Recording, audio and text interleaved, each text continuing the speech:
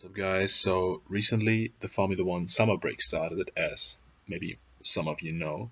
The diehard fans definitely know. And these diehard fans, as a diehard fan, you have to find a way to pass the time.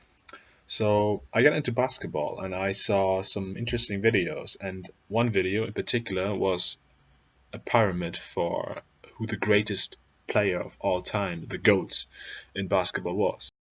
And the pyramid looked like this, made by this guy, by the way.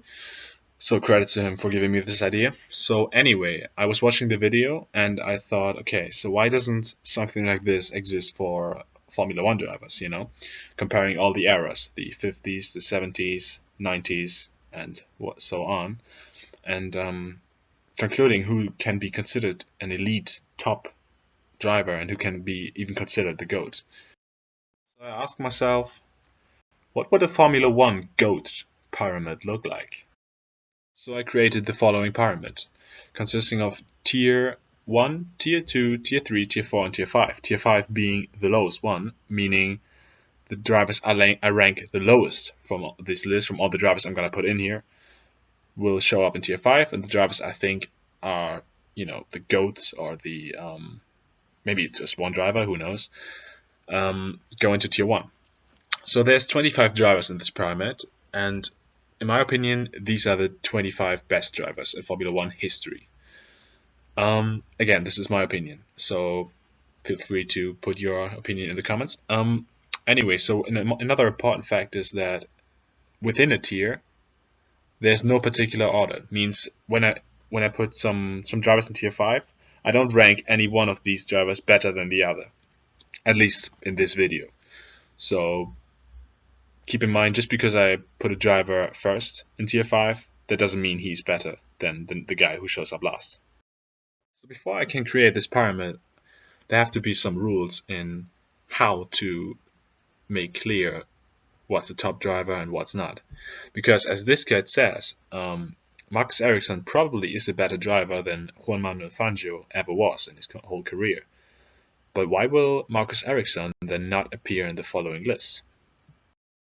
I know that might come as a shocker to some of you. Marcus Ericsson is not in this pyramid. I can already spoiler that for you. And what's the reasoning behind this?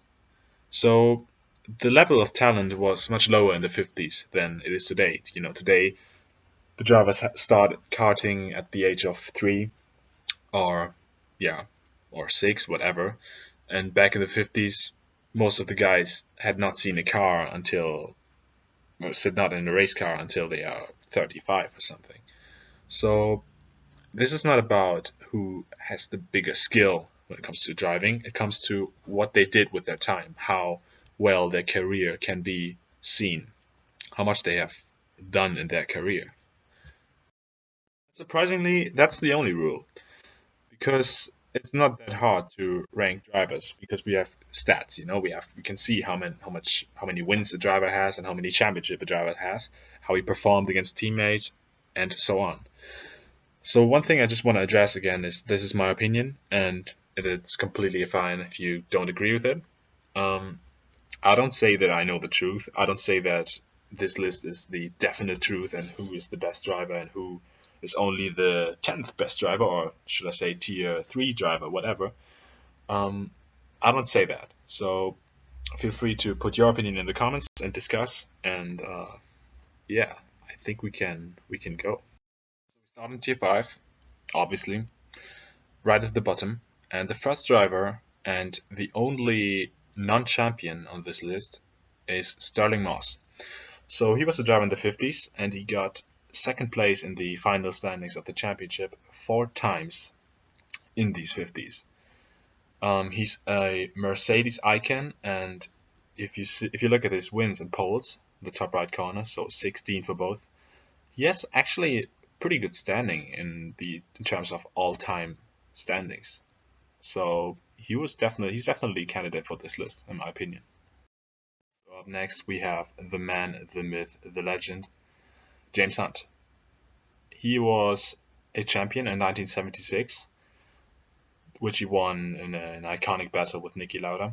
There's a movie about it. It's called Rush, I think from 2013. You should definitely watch it if you haven't already. He was a known playboy because he drank and smoked and had a lot of women in his time in F1. So he was definitely a party animal. If you look at his stats, so 10 wins and 14 poles, that might not seem a lot, but he did not always have a good car, let's say. He had some good times with McLaren, but also some bad times, for example, with Hesketh or Wolf. And also his time in Formula One was not that long anyway. But in my opinion, he fits this list very well. Next, we have the Italian Alberto Ascari, and he became champion 2 times in 1952 and 1953, both times for Scuderia Ferrari, so he's quite the legend for that team.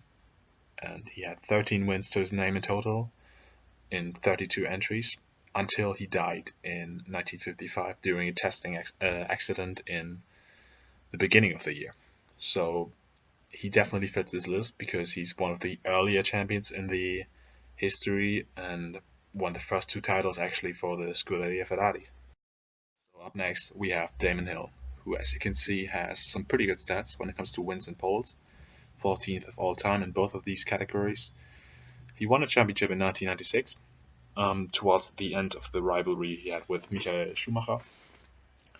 And that's actually what he's most known for this, rivalry in the mid 90s against the German.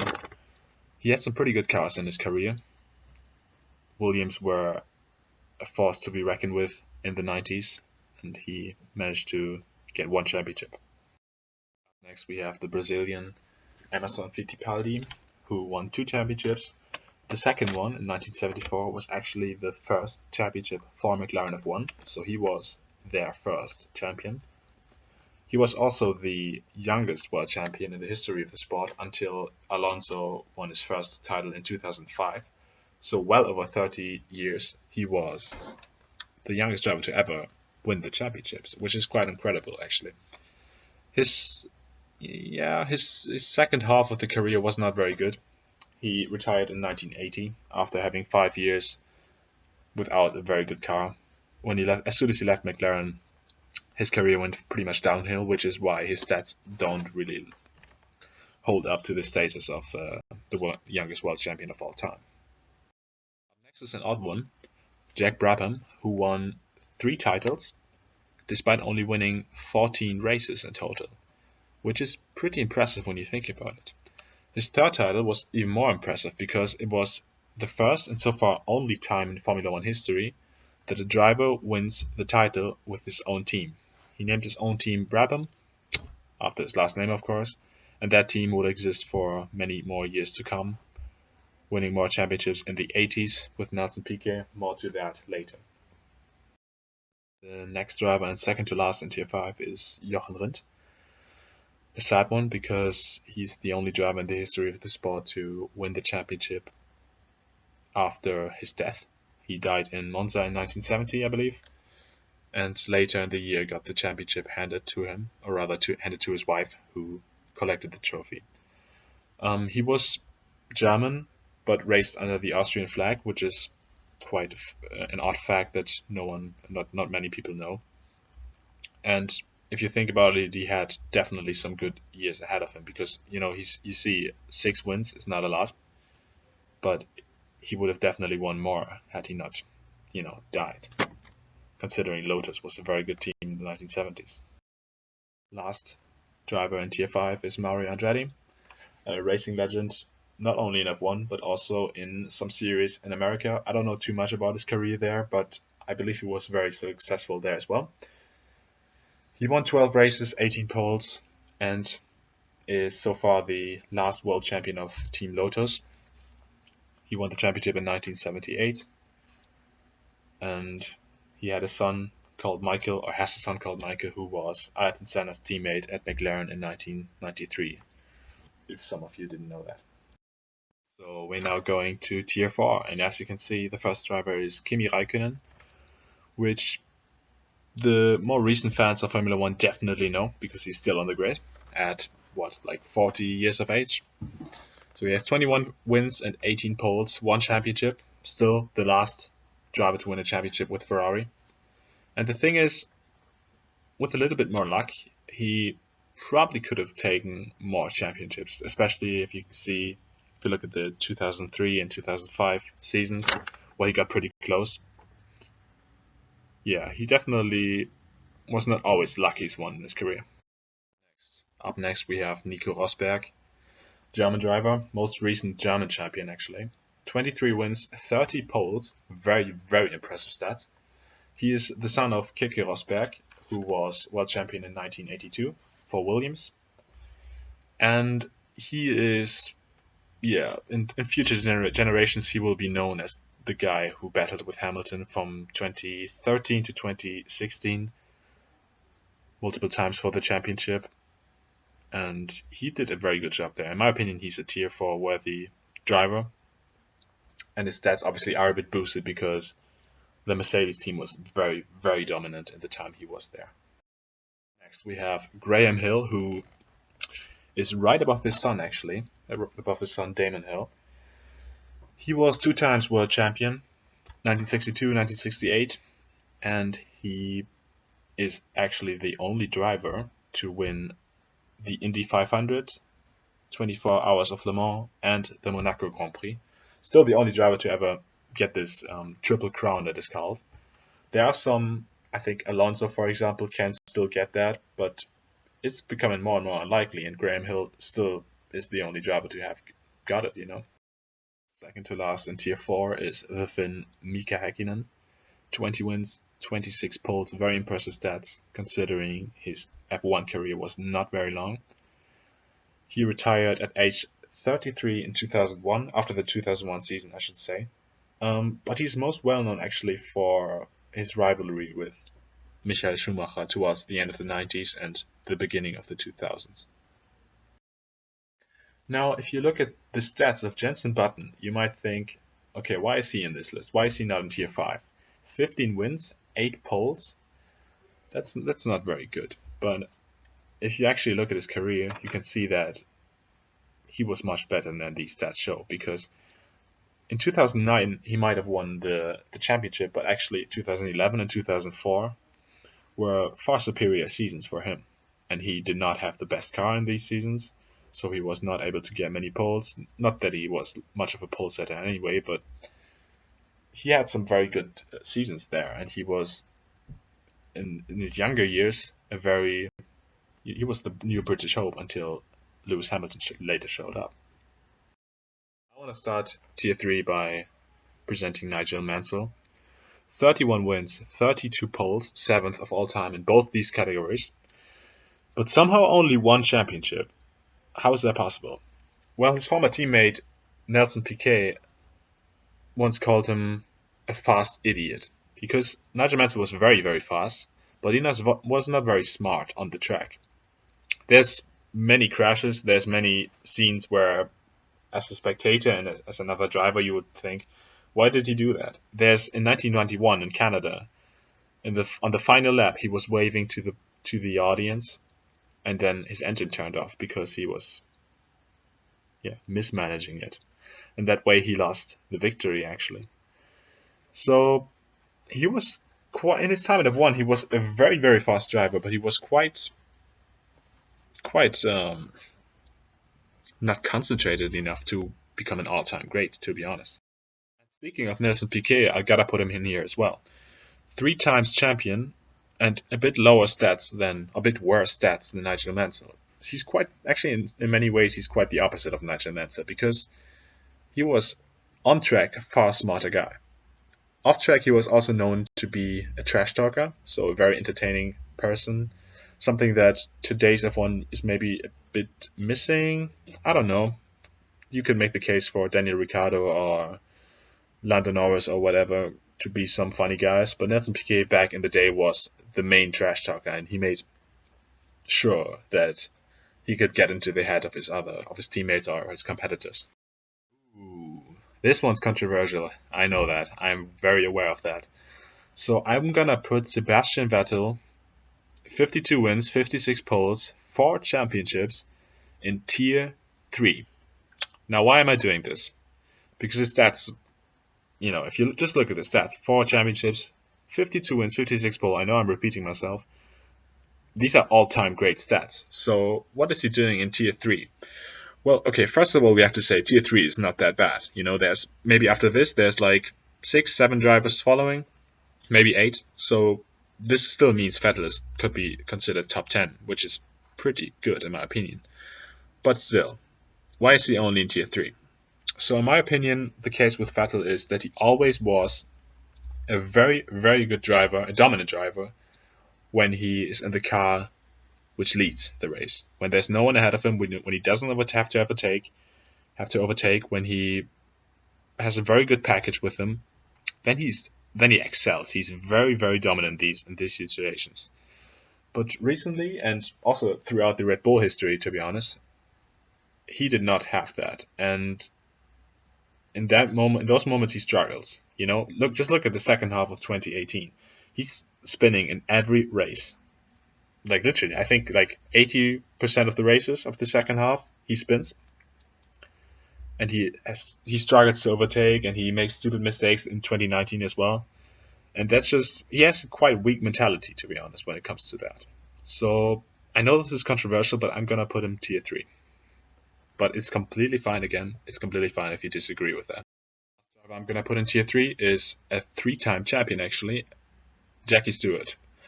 English driver, 27 wins, 17 poles. And he had quite a short F1 career, actually. I think it was 9 seasons. In 9 seasons, he won 3 championships. That's pretty effective. And he actually retired one race before the end of the 1973 season, where he won the title, because of safety reasons. He was actually in later years, and also during his time in F1, to be honest, a big advocate for safety in Formula One. So much of the rules we have today, which make sure that drivers don't get hurt, or if they get hurt, they don't get hurt as much, are because of drivers like Jackie Stewart, who stood up for the safety in Formula One and not just took everything that was said to them. Yeah, guys, tier 2. My first pick is Fernando Alonso. Now I can already hear the cries and the screams, and how is he here? He has only 2 championships. Why is he in tier 2? He has only 32 wins. Why is he in tier 2? Well, let me explain. So Alonso and Renault ended the Ferrari Schumacher dominance. In 2005, in the beginning of 2005, everyone was sick of seeing red, of seeing Schumacher win. So Renault and Alonso just won it that year. They won it. And Alonso would win it again in 2006. And then, why did he not win another title? We all thought he would, but he didn't. So, what happened? Well, he went to Ferrari in a time where Ferrari was not very well managed. They did not produce good enough cars to win the title, even though Alonso in 2 times, 2010 and 2012, came very close. But that is, especially if you look at 2012, that was only because of him. Like, the car, just look at where Felipe Massa ended up in that year, his teammate at Ferrari at that year. He was nowhere. So it was Alonso giving his everything to beat Vettel and the dominant Red Bulls, but it was not enough. So at the end of his career, he stands here with 2 championships, not having won a race in 6 years. And I still consider him tier 2 because of what he almost did. This is a big, I know, but this is a very big what if story. Like, there were multiple offers, multiple times where he got the offer to join a very good team or a team that was close to be very good, but he declined to stay with Ferrari or to sign with Ferrari. And that was always a mistake. But still, driving-wise and career-wise, it's still a tier 2 for me. Okay, guys, the last ones were all a bit controversial, but this one isn't. We all love Niki Lauda. We all love him. So he's tier 2. 25 wins, 24 poles, 3 championships. He's known as one of F1's most iconic drivers, mainly because of the accident, after which he somehow still managed to win 2 championships in 1976, 1977 and 1984 against the young Alain Prost. He somehow still did that. And how did he do it? Well, because he was just an awesome driver. He was an awesome driver, and he delivered on track to what he talked about off track. He was a, he told you how it was. He did not mess around. He just said straight up, "This is how it is. This car is a shitbox." If you have seen the Rush movie, you will get this reference. Watch that movie. And next, we have the legendary Argentinian driver Juan Manuel Fangio. Easily the best driver of the 1950s. Won 5 championships in that decade, I should say. He won almost half of the races he entered, and he became champ with 4 different teams. There's not much more to say. We should go to the next one. Now, just like Fernando Alonso, Jim Clark only won 2 championships. And just like Fernando Alonso, he could have won more. But for him, it's a bit different because he died in 1968 while leading the championship. So it's safe to say he would have won more championships. That's for sure. And what always impressed me about Jim Clark is that he did all that for the same team. He stayed with Lotus. You should look at other drivers of the 60s. They switched teams like they switched the underwear, But Jim Clark stayed with Lotus, and he won 2 championships with them. And he could have definitely won more, but he died aged 32 in 1968. Yeah, guys, I know. My English is not the best. Anyway, let's move to the next one. Alain Prost. Why is he in Tier 2? He has 51 wins and 33 poles. Very good stats. 4 championships. And drove for teams like McLaren, Renault, Ferrari, Williams. Easily the most iconic teams, some of the most iconic teams in the sport. He's in Tier 2. And this is not something that should be taken as an offense, because there's only 3 more drivers coming, and you already know who these are. But this means Alain Prost is one of the all-time greats, and that's everything he is to me. He was a very smart driver, a calculated driver, and he had this iconic rivalry with Ayrton Senna. But he was never the fastest guy on the track, in my opinion. On the grid, I should say. There were always more drivers who were more ballsy, more badass. Alain Prost was just this smart, calculated guy who pretty much that was the reason why he won 4 championships. Okay, guys. Are you ready? Tier 1. So, in Tier 1, we have 3 drivers coming up. We all know who these 3 drivers are. This is my opinion. You can have a different opinion. You can make the case for any of the drivers I just showed you in Tier 2 for them to be your GOAT or your best driver of all time. But for these next 3 drivers, it's pretty obvious that you can make the case. Tier 1, Ayrton Senna. 41 wins, 65 poles, 3 championships. Legend. But he's not a legend because of that, not just because of that. It's the way his career ended which truly gave him legendary status. Let me explain. So, he died in a race car as the currently best driver on the grid, leading the race. This is just poetic or tragedy or whatever you want to call that. But the thing is, had he not died that race, there's no doubt in my mind that he would have won the next championships. Yes, I said championships because 1994, in my opinion, Williams could have won that. 1995, definitely. 1996, definitely. In 1997, definitely. So Senna would have won the next 4 championships without a doubt in my mind. And then he suddenly is the one with 7 championships, It's just because of this tragic fate that he died that didn't happen. But there's no doubt in my mind that it would have happened. He's Tier 1. There's just no denying for me. Now we're coming to the most successful driver in the history of the sport. 91 wins, 68 poles, and 7 championships. 5 of them in a row. As soon as Senna died, until 2005, I would say, when he declined a bit, he was the best driver on the grid, head and shoulders. Like, there was no one, not Damon Hill, not Mika Häkkinen, they were not close to him. They might have challenged him, and they might have, had some nice on-track battles, but don't forget that many of the years Michael Schumacher did not have a very good Ferrari. Up until 2000, the Ferraris weren't, they were not as good as he made them look like. Um, there's just no denying that he has to be tier one. He did some questionable things on track, off track, like all of these top drivers did basically. But he has to be tier one, and there's just no denying that. Up next, the last driver on this list, Lewis Hamilton. So it shouldn't be controversial that he is tier one. I know it's going to be controversial because, like many successful drivers, Lewis Hamilton has a lot of haters. And I can understand why you don't like him or like his personality, whatever, but there's no denying that 81 wins and 87 poles and 5 championships makes you tier 1. And there's no denying that these stats will only increase. Like, he will win another race and he will get another pole and he will win at least this year's championship.